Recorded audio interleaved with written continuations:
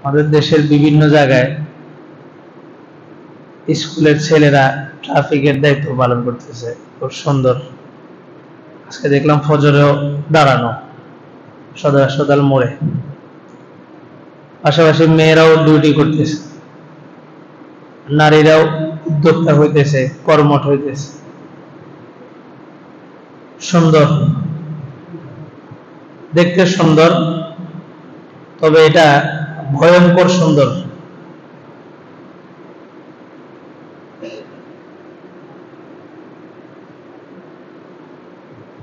নারী জাতিকে আল্লাহ তাআলা পুরুষের তুলনায় বানাইছেই দুর্বল করে।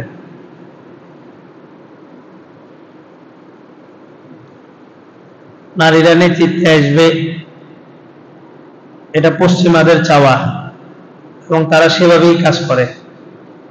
আর ইসলাম বলে নারী ঘরের মধ্যে থাকবে রানীর মতো, নারীকে খাওয়াবে, পড়াবে, চালাবে পুরুষ, নারীর সমস্ত চাহিদা পূরণ করবে পুরুষ। এবার পুরুষ প্রয়োজনে মজদুর হয়ে যাবে, প্রয়োজনে ভিক্ষা করবে, তারপরে তার বিবিকে চালানোর দায়িত্ব তার। তো একটা নারী সারা রাত বাসা থেকে বের হয়ে কিছু ছেলের সাথে ট্রাফিকের দায়িত্ব পালন করা, এটা সুন্দর, তবে এটা ভয়ঙ্কর সুন্দর, এটার পরিণতি ভালো না। আল্লাহ, আমাদের গতকাল আলোচনা গেছিল আকিমুস সালাহ, নামাজ কায়েম করার ব্যাপারে। আল্লাহ তাআলা নামাজ পড়তে বলেন নাই, নামাজ কায়েম করতে বলছেন। এবং যত জায়গায় ঈমান এবং আমলের কথা বলছেন তত জায়গায় নামাজের কথা বলছেন, আর যত জায়গায় নামাজের কথা বলছেন সাথেই যাকাতের কথাও বলছেন। আর আল্লাহ তাআলা বলেন যে যাদেরকে ক্ষমতা দেওয়া হবে, হুকুমত দেওয়া হবে, রাজত্ব দেওয়া হবে, বাদশাহী দেওয়া হবে, সে বাদশাহী পাওয়ার পরেই তার চারটা কাজ। এক নম্বরে হচ্ছে নামাজ কায়েম করতে হবে, দ্বিতীয় নম্বর হচ্ছে আতাউ যাকাত, যাকাত আদায়ের উপরে মানুষকে আদেশ করতে হবে, ওয়া আমারু বিল মারুফ ওয়া নাহাউ আনিল মুনকার, সৎ কাজের আদেশ করবে, অসৎ কাজের নিষেধ করবে। এই চারটা কাজ একজন শাসকের, মুসলিম শাসক।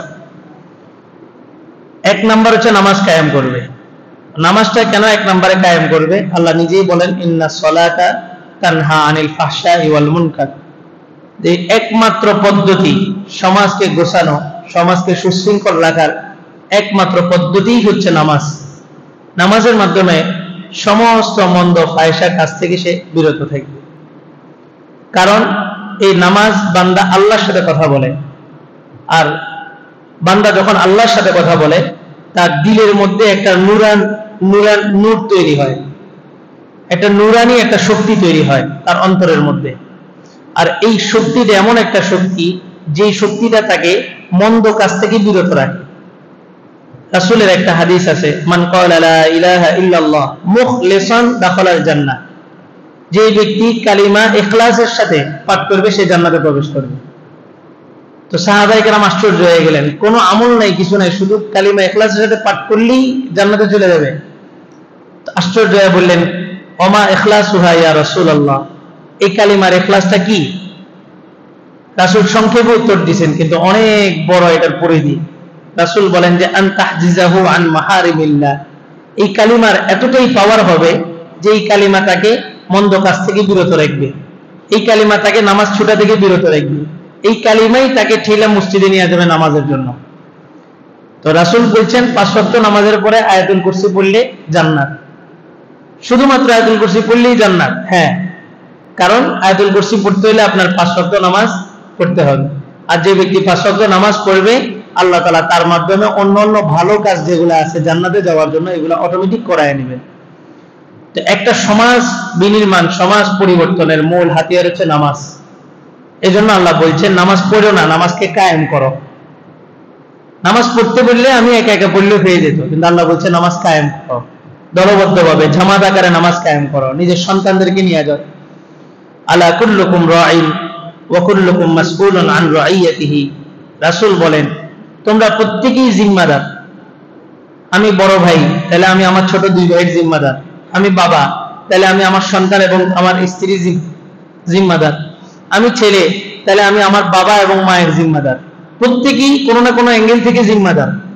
রাসূল বলেন যে ওয়াকুল্লুকুম মাসউলুন আন রাইয়াতিহি, প্রত্যেকেই তাদের অধীনস্থদের সম্পর্কে জিজ্ঞাসিত হবে হাশরের মাঠে। তো সাহাবীরা এটাকে এতটাই গুরুত্ব দিয়েছেন যে মুনাফিকরা পর্যন্ত আল্লাহ রাসূলের যুগে জামাত ছাড়া সাহস করত না।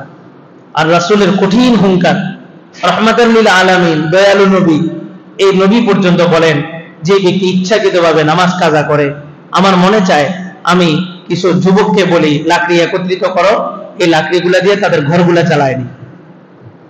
যদি ওই ঘরে শিশু এবং মহিলা না থাকে, আমার মন চায় যাবে ওই ঘরগুলা জ্বালায় নি। তো নামাজের ব্যাপারে এতটা কঠোর ছিলেন তারা।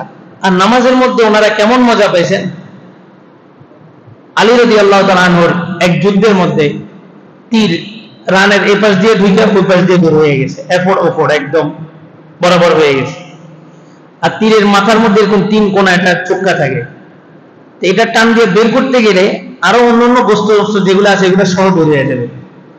তো উনি অনেক চেষ্টার পরে যখন ব্যর্থ হয়েছে, তখন উনি নিজেই সিদ্ধান্ত নিলেন যে এইভাবেই জীবন কাটতে দিব, আর এটা বের করার দরকার নেই, এভাবেই থাকবে। তো সাহাবীরা বসলেন, আপোষের মধ্যে চিন্তা করলেন, দেখেন একজন একজনের প্রতি কতটুকু সহানুভূতিশীল ছিল।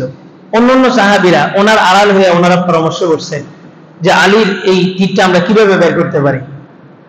তো তারা সিদ্ধান্ত নিলেন যে আলী যখন নামাজে দাঁড়াবে তখন আমরা এটা বের করব। আলী রাদিয়াল্লাহু তাআলা নামাজে দাঁড়াইছে, কোন কোন রিওয়ায়াতে আছে সূরা আলে ইমরান তেলাওয়াত করছিলেন। কি মজা ওনারা নামাজের মধ্যে পাইছেন। তো ওনার তীরটা নামাজের মধ্যে বের করে ফেলাইছে।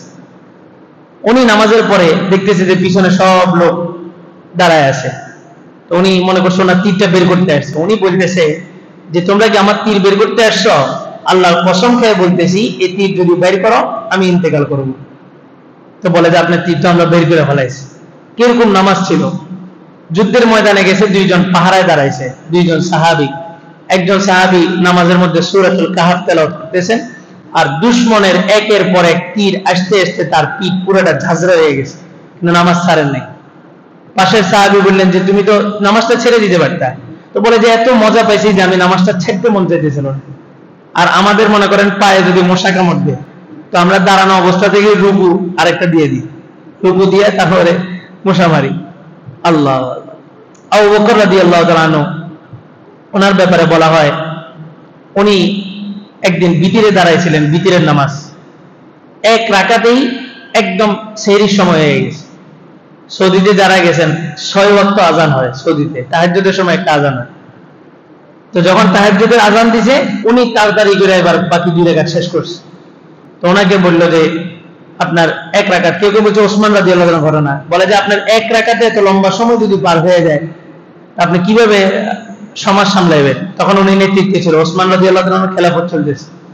তো উনি বলেন যে আমি কি করব, আমি যখন বিতিরের প্রথম রাকাতে দাঁড়াইছি, সাব্বিহ ইসমা রাব্বিকাল আলা যখন তেলাওয়াত শুরু করছি, তখন জান্নাতের নাজ নেয়ামত সব কিছু আমার সামনে খুলে দেওয়া হলো। আমি পুরো জান্নাত বিচরণ করা শুরু করলাম, কখন রাত পার হয়ে গেছে আমি জানিই না। আল্লাহ। তো সাহাবীদের নামাজ ছিল এরকম। নতুন মুসলমান হয়েছে, মুসলমান হওয়ার 3 দিন পরে সংবাদ আসলো যে তার সন্তান মারা গেছে। তো উনি উঠ থেকে নেমে 2 রাকাত নামাজ পড়ছেন, পরে আল্লাহর কাছে বলছেন যে আল্লাহ, সন্তান দিছেনও আপনি, নিবেনও আপনি, আমার কোনো আপত্তি নেই, তবে এই মুহূর্তে আমার সন্তানটা মারা গেলে আমার গোত্রের লোক বলবে যে তুই মুসলমান হয়ে গেছিস, এজন্য আমাদের মূর্তিগুলার বদদুয়ায় তোর সন্তান মারা গেছে, নাউজুবিল্লাহ। তো বলে যে আল্লাহ আপনি নিবেন, তবে এখন নিয়েন না, আরো কিছুদিন পরে নেন। তো সংবাদ আসছে যে তার সন্তান জীবিত হয়ে গেছে। তো ওনাদের নামাজ ছিল জানদার, নামাজের মধ্যে একটা প্রাণ ছিল। নামাজ পড়া আসমানি সাহায্য জমিনে নামাজ ফেলায়। কাকরাইলের জুবাইর সাহেব হুজুর একবার একটা ঘটনা বলছিলেন, বলে যে এক জায়গায় এরকম নামাজ হয়েছে, সবাই নামাজ পড়ছে, এক লোক বলে যে হুজুর 3 রাকাত হয়েছে, 4 রাকাতের জায়গায় 3 রাকাত হয়েছে। সবাই বলে যে না 4 রাকাত হয়েছে। ইমাম সাহেব বলতেছে যে সবাই বলতেছে 4 রাকাত, আপনি একজন বলতেছেন শুধু 3 রাকাত, আপনার কি দলিল? কয় যে আমি প্রতিদিন এশারের নামাজে আমার 4টা দোকান আছে, আমি 4 দোকানের হিসাব মিলাই 4 রাকাত। আজকে আমার 3টা দোকানের হিসাব মিলছে, আরেকটা দোকানের হিসাব। তা আমাদের নামাজের বাস্তব অবস্থা একবারে কেউ না, মুসল্লি শুধু না, ইমামদেরও একই অবস্থা। এবং আরেক কিতাবে আসছে ইমামের ভুল হয়, মুসল্লিদের অমনোযোগী হওয়ার কারণে কিতাবের মধ্যে আসছে। এখন সবাই নামাজ থেকে গাফেল। আল্লাহ তাআলা বলেন যে খুশুর সাথে নামাজে দাঁড়াও। নামাজটা একটা যুদ্ধের ট্রেনিং। বনি ইসরাইলের একজন আবেদ ছিল, সে নামাজে দাঁড়াইছে, দাঁড়ানোর পরে তার মা তাকে দেখতেছে, নফল নামাজ। এজন্য বলে একজন আলেম 1000 আবেদের চাইতে উত্তম। মাসালা জানা এতটা জরুরি।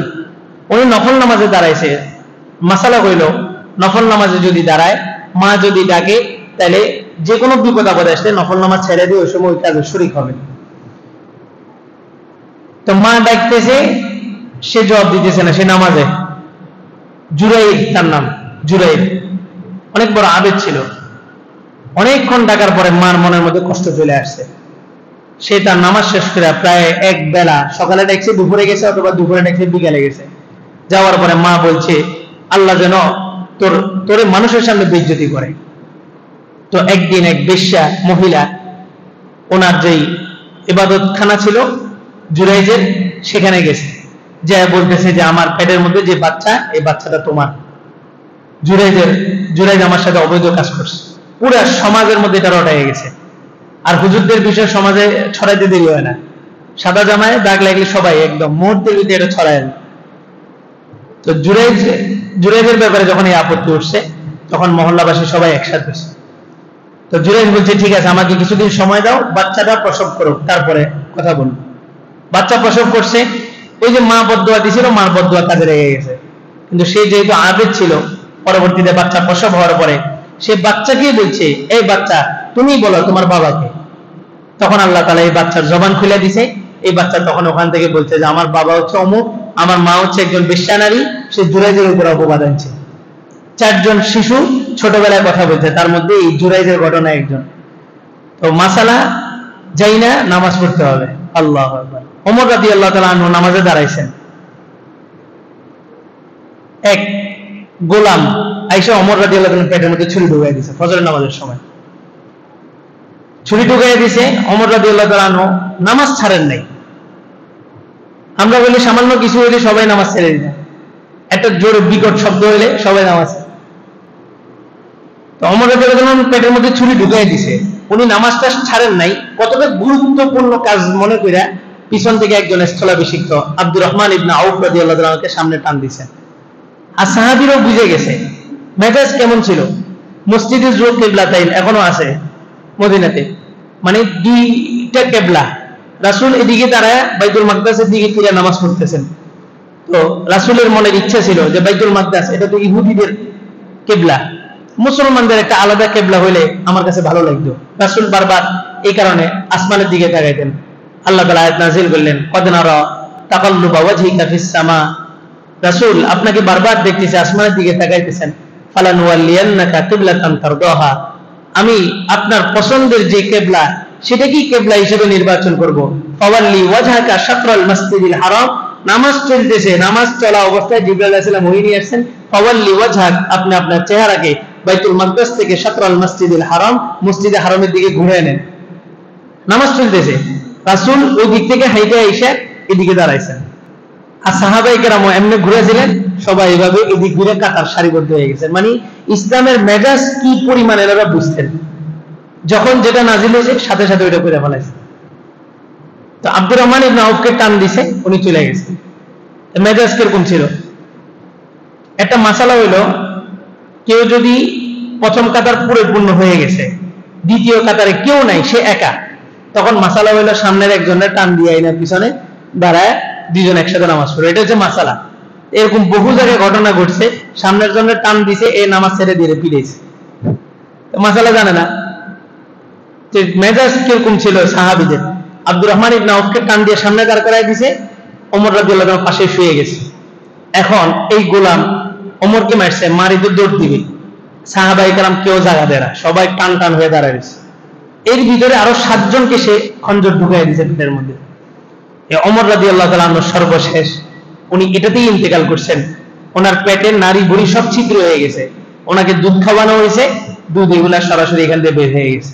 তখন মানুষ বুঝে গেছে যে ওনার আর হায়াত নাই। তখন উনি যাওয়ার সময় বলছিলেন, যদি আমি বাঁচি এর বিচার আমি করব, আর যদি আমার ইন্তেকাল হয়ে যায় তোমরা কেউ এর বিচার করবে না, আমি আখিরাতে এর বদলা নেব।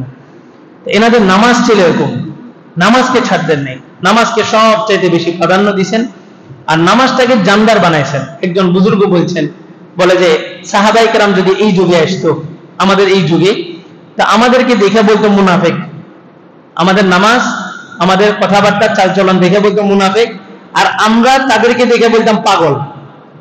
এই পরিমাণ নামাজের জন্য তারা পাগল ছিল, কিছু হইলেই নামাজে দাঁড়ায় যেত, কিছু হইলেই নামাজে দাঁড়ায় যেত। এক সাহাবী এসে রাসূলের দরবারে আয়েশা বলে যে রাসূল বাসায় কিচ্ছু নাই, তো বলে যে নামাজ পড়ো। পড়ছে, কতটা বিশ্বাস যে রাসূল বলছে হবেই হবে, 2 রাকাত পড়ে রেজাল্ট পাইনি, আবার আসছে রাসূলের কাছে। আয়েশা বলে যে রাসূল কই কিছু হয় না, আবার পড়ো। আবার পড়ছে, আবার রাসূলের কাছে আসছে, বলে যে রাসূল হয় নাই। রাসূল বললেন যে আবার পড়ো। তৃতীয়বার যায় যখন আবার পড়ছে, তখন দেখে যে ঘরের মধ্যে যে চাক্কি আটা পিষে যায়, এই চাক্কি ঘুরে শুরু হয়েছে, আর ওখান থেকে আটা বের হওয়া শুরু হয়েছে। তো সে সমস্ত ডেকচি হান্ডি পাতিল যা ছিল সবকিছু ভরাট করে ফেলেছে। ভরাট করে তার মনের মধ্যে একটু কিউরিসিটি, একটু কৌতূহল জাগলো যে একটু দেখি এটা কোথা থেকে আসতেছে এটা। তো যেই দেখার জন্য পা দিছে ওখানে, সাথে সাথে চাক্কি ঘুরে বন্ধ হয়ে গেছে, আটাও বের হওয়া বন্ধ হয়ে গেছে। রাসূলের দরবারে এসে বললো যে রাসূল এই ঘটনা। রাসূল বললেন যে তুমি যদি সেটা দেখার জন্য উকি না দিতা, তো কিয়ামত পর্যন্ত সেখান থেকে আটা বের হইতেই থাকতো। ওমাইয়া তাওয়াক্কাল আলাল্লাহ ফাহুয়া হাসবুহ, যে আল্লাহর উপরে ভরসা করবে আল্লাহই তার জন্য যথেষ্ট হয়ে যাবে। ওমাইয়াত্তাকিল্লাহ ইয়াজআল লাহু মাখরাজা, যে ব্যক্তি আল্লাহকে ভয় করবে আল্লাহ তাআলা সমস্ত সংকীর্ণতা থেকে তার জন্য বের হওয়ার রাস্তা করে দিবেন। ওয়ায়ারযুকুহু মিন হাইসু লা ইয়াহতাসিব, এমন জায়গা থেকে তার রিজিক আসবে যেটা সে কল্পনাই করতে পারে না। এজন্য আমরাও পকেটে টাকা আছে, বাজারে যাচ্ছি, তারপরে একটু অভ্যস্ত হই যে একটু 2 রাকাত নামাজ পড়ে আল্লাহ আপনি আমার বাজারটা সহজ করে দেন। পকেটে টাকা আছে, আজকে অমুকের বিবাহ দিব, আমার ছেলেকে বিবাহ দিব, তারপরেও টাকার উপরে ভরসা না, আল্লাহর উপরে ভরসা করে দাঁড়াই। সাহাবীদের সামান ছিল, সব ছিল, তারপরেও আল্লাহর কাছে চাইতেন। বাচ্চা মাদ্রাসা থেকে আসে, মা বলছে যে তুমি প্রতিদিন মাদ্রাসা থেকে আসলে এখানে 2 রাকাত নামাজ পড়বা, নামাজ পড়ে আল্লাহর কাছে দোয়া করবে যে আল্লাহ আমার জন্য নাস্তার ব্যবস্থা করেন। তোমার পিছনে যে সেলফ আলমারিটা আছে এটা খুললে দেখবে যে ভিতরে নাস্তা।